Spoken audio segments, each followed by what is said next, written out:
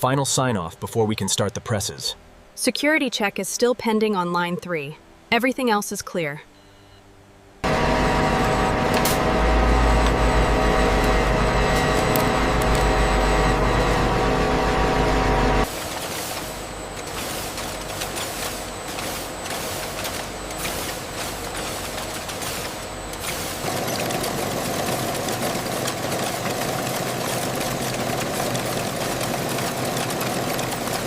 We need to increase the tension on the rollers.